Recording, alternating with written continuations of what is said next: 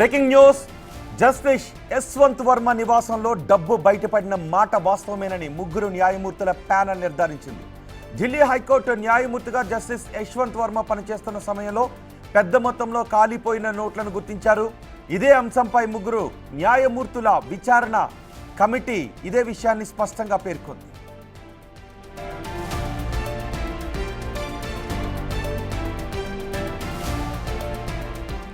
తమకు లభించిన ఆధారాలతో జస్టిస్ యశ్వంత్ వర్మపై వచ్చిన ఆరోపణలు నిజమేనని తేల్చుతున్నట్టుగా నివేదిక పేర్కొంది.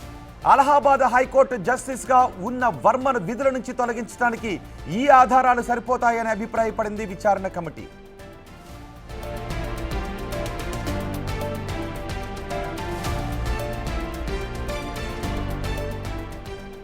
నోట్ల కట్టల వ్యవహారంపై ముగ్గురు న్యాయమూర్తులతో ఏర్పాటైన విచారణ కమిటీ తన రిపోర్ట్ను అత్యున్నత న్యాయస్థానానికి అందించింది.